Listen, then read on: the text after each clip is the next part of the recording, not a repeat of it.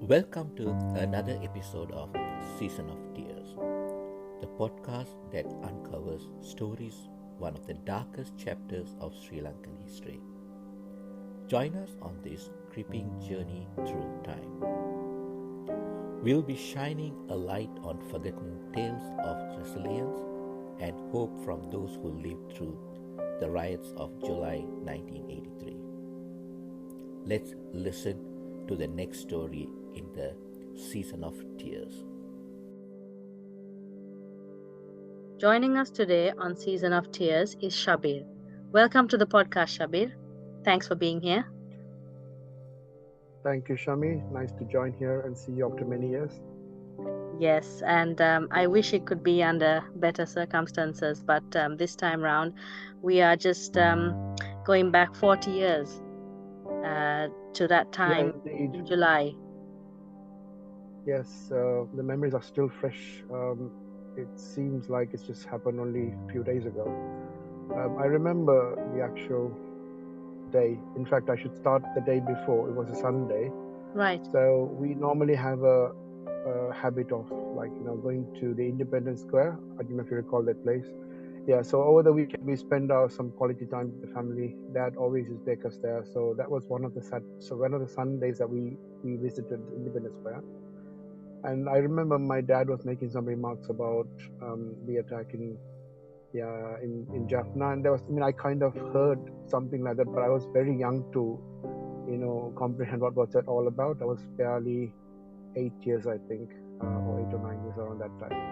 So I remember that, and the one thing I hated about that is the next day is school day. So as any other children would think of it that way, I just thought, oh my God, it's going to be Monday tomorrow. So that much of a memory still remains fresh on that day. So that I know. So the next morning, obviously we woke up, we got ready to go to school.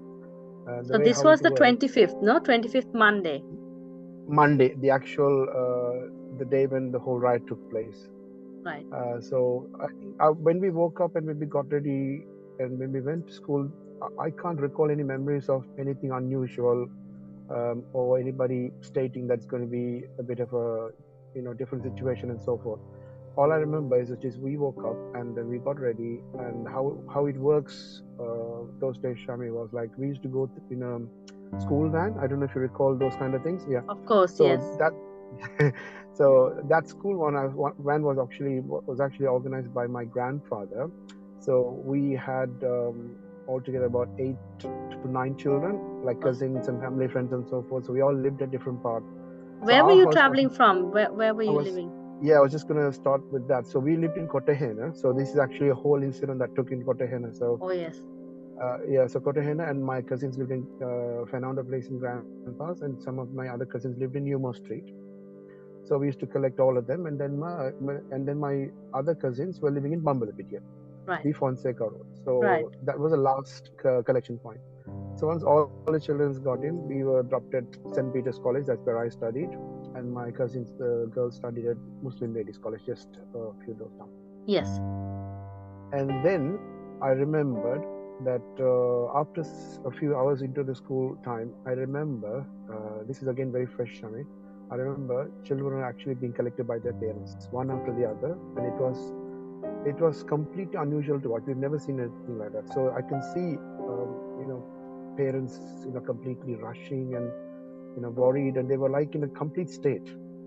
And then I remember the driver came up and then collected me, my brother from St. Peter's, and then my sister was at Muslim Ladies College, and everybody else got collected.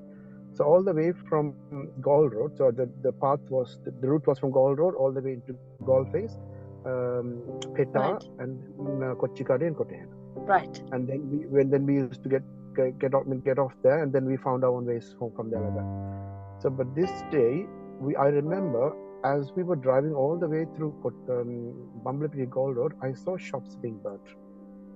I saw. I don't know where it all started, but I remember there were like riots, there were mobs all over, and it was a completely scary situation. And for an 8-year-old, and my sister was 2 years younger than me, and she was like 6 years old, you could imagine what kind of a mental trauma we would all be Definitely, going through. definitely. And by the time we reached home, and it felt like it was years passing by. That's how long the whole journey was taking place for us. We managed to get home, and then I remember my mom was completely in tears, and she wasn't sure how this is all going to turn out. And those days we never had mobile phones or internet. We just had to rely on what's going to happen next, just to see. That's what the Yeah. only source of information. Yes. So finally we came home, and all the other children got home safe. That was a good part of it. And then what happened is, I don't know if you remember, if you know Kotahena very well. It's a melting pot of different communities. Oh, yes. You got the Sinhalese, you got the Hindus, you got the upcountry Tamils, the Muslims, Burghers, you name it, everybody's there. And we all lived as one family.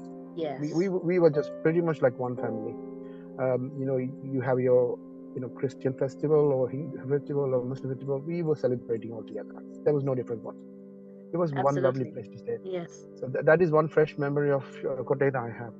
So at that point, when the riots were like really raging up, and it was going to a next level, my father at that time he was in jail. He was having a factory, a textile factory, which was family run business anyway. And his route from jail to Kotahena was also quite awkward to pass through all these riots. And so Yes. we were not really sure where my father was. So I remember my mother ringing the dad, and just trying to catch up on things, and how things are, and how soon he can make it up. He says, yeah. And I remember mom saying that dad said he's going to come as soon as possible, but in the meantime we need to find a safe place to like hide. And I don't understand why this was all going on, what was going on, why we had to do it. And I remember my mom was trying to collect all the like valuable stuff, her jewelry, and she was hiding it in rice bags, and she was doing all sorts of different things. I don't know what made her do that. And I remember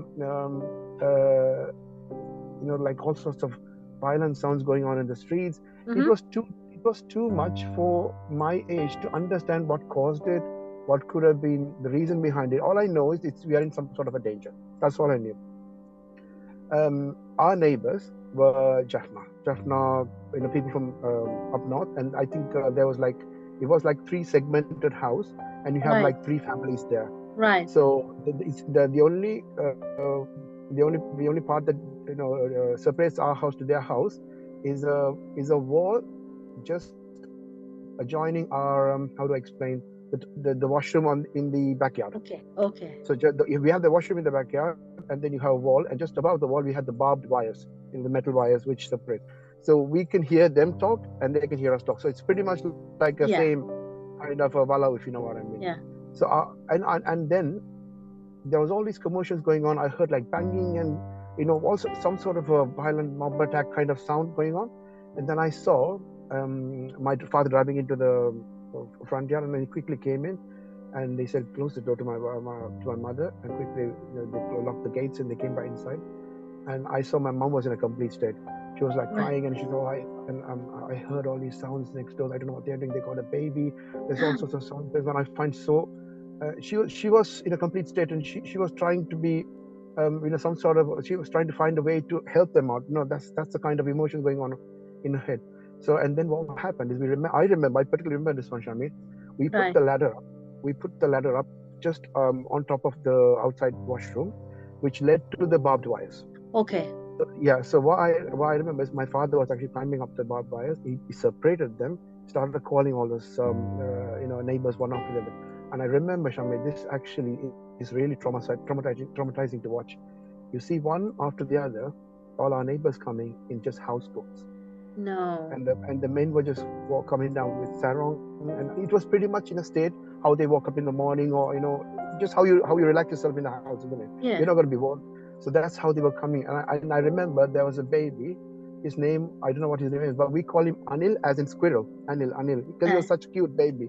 And I remember him being carried out and sent through the barbed wire from one direction to the other. And I remember that clearly. He was just pretty much wearing like a shorts or whatever. That's all I remember. And then I remember another gentleman coming. He was pretty much in his late 70s, I guess, a really frail elderly gentleman. He was having a smile at that time as well when he was crossing that path. And they were all refuged into our house over that night. Can you believe? All three families all together, they would have been about, I think, 20 people, including the baby No. and the elderly person. They all refuged into our house, and they stayed in the kitchen, the veranda, the living room, and the store cupboard. They found places to stay wherever. That night was completely traumatizing. And I remember my father was telling, we don't know what's going to happen to us next, because it seemed like Mm-hmm. it's not going to end on that day, Right. because you hear all sorts of stories from, my father communicates with his cousins and everyone. They say, oh, there's riots happening here.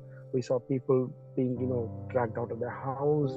It's very traumatizing to hear as well. And that was one memory of that whole incident I remember, which happened in Kotahena. And the next morning when I woke up, I remember all of them had left. They probably found a way to, escape or whatever. They must have gone to some sort of a refugee camp, or wherever these people are being kept over, for safety and so forth.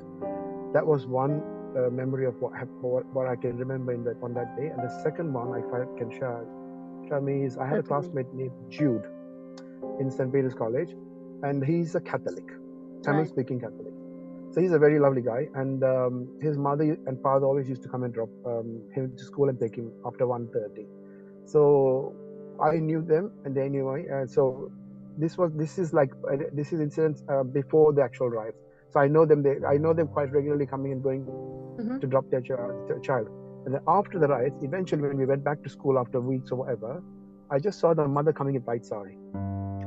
So it was, I don't know what happened. I saw her crying and talking to the class teacher, saying something, something, something, something. Then I heard, after a few days, the story that came out was the father was dragged out, was killed, and was burnt on the fire, on the Oh, tire. It was burnt in the fire. oh So no. that's a scar. That's a scar, and I still can remember that whole incident of when the mother was crying, holding a handbag and talking to the class teacher. She was crying and crying and explaining all this, and those are like very, So this is completely. Jude's father. Jude's father who got killed, My God. and it's. I mean, we probably must have heard all different kinds of stories how people are being burnt, and when you hear something like this that had happened to somebody, it hits you hard. So that is something I don't think I will ever forget, because I was just barely 8 or 9 years, and I've heard all these stories through other, different people's narrative of different situations. But when it happens to you, or when someone I know it's never going to be forgotten. It's so That was painful, that isn't was it? that was such a shock. But maybe at that time it wasn't, because I was very young, and it wasn't as shocking as I feel of it now. Because as you grow older, you know more about it. You understand more about the cause, the situation, how people suffered, how different families were shattered, displaced. And now I think at this moment it hits you harder than how it was first time round, because Absolutely. you're more mature to understand the situation now. And another situation I remember is in Petra. So we had our textile shop in Petra, just next door to Lalita Trade Center. So Lalita Trade Center was burnt.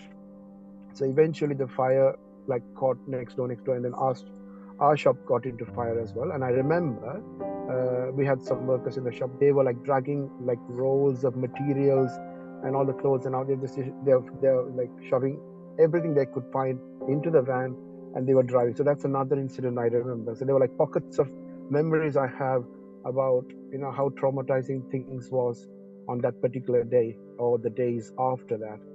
So I clearly remember it was a Monday, and I know it just That's didn't when it stop all on that. started. Yes. Yes. And I pretty much know it didn't stop then and there, because I knew there were incidents after that, and Yes. you heard people saying, another incident happened in another place, and I know it was like a chain of events that took place over many days. Definitely. Yes. Yeah, But the thing is, as a child, when you experience that, it really, as you said, maybe didn't hit you so hard then, no, but over time, definitely, it just comes yes. back. And, It is definitely, and I remember, Shami, when things kind of got settled after a few weeks or months or whatever you say. My mom was very protective. pretty much like every other mother. She wouldn't let me out or anybody else, because before the riots, we were like on the streets. We were playing with the other neighboring children, because this whole incident is caused a sense of fear Yes, for the mothers or the parents, and they wouldn't want to send their children outside because you just don't know what to expect next. absolutely. Do you So know I what happened to your neighbors?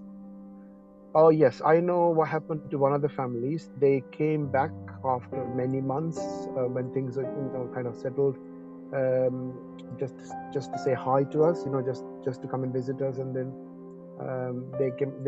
And I don't think that house was ever restored after that. It was just a complete, mess, and then another people, Oh, did the everything. mobs attack the house The next whole door house to was you? attacked. Yes, was completely attacked. That's why the people came over to our house. Oh, I Yeah, but see. I don't know what made them stop, to come into our house. I don't know, maybe because they were Muslims. I don't know. But Right. the neighbors were definitely, Tamil speaking Jaffna background people, so they knew definitely these, and they use foul languages. They got Demelea and things like that. And why would somebody use those kind of language? Obviously, they are kind of wanted to attack them, isn't it? That Yes. was that was a Yes. pure reason for that. Yeah. Um, And this is the tragedy of it, Shabir, and the reason behind this podcast. We're collecting everybody's memories so that we don't ever have to go through that again. And the thing is, 83 was not the only instance. If you look in more recent times, there were the attacks against the Muslim community in Digana yes, and Alutgama, and Alutkom, absolutely. um, such hurtful events. Yes, and It's just what everybody needs to remember, I think, is, it's not something that's targeted against one particular community. It's a target on the entire humanity. That's what it's gone down to. yes, Because at one point, it feels like you're attacking one community, but you never know when it's your turn next, because you could be the victim next time, isn't it? yes, absolutely. And this is why it's so important to record these bits of history and Yes. share your experiences and your memories so that anyone who listens in will be motivated, or will be inspired rather, to make a Yeah, I change. hope. Yes, yes, and we don't want these kind of events to happen ever again, not just in Sri Lanka, in any part of the world, for any community. Absolutely, because Yeah, at the and end of the day, we're all human beings, we are isn't all it? human at the end of the day. Yeah, like I said, we can live in harmony. If we can live in Yes. harmony in a foreign land with, Yeah. people of various backgrounds, why can't we do that in our own homeland? It's Yes. not rocket science to understand that, isn't it? But I know there's, politics involved. I know there's, other sorts of influence involved. But basically, people need to understand that whatever tragedy happens to a different community is not far away from what if it's going to happen to you. Yes. Tables can turn. It can happen to anybody. So don't take things for granted. Just because we have all the luxury in life doesn't mean that you're well protected. You're forever going to stay in that state. No, tables can easily turn. You could hit rock bottom, and you could be the victim next time. So never ever take things for granted. That's how I feel. Absolutely. Yeah. I mean, really good words to end on, Shabir. Thank you so much for sharing your stories with us, your memories. Thank you. Thank you very much, Shami. It's a pleasure to take part in this, and I wish everybody the best and peace. Thank you very much. Thank you.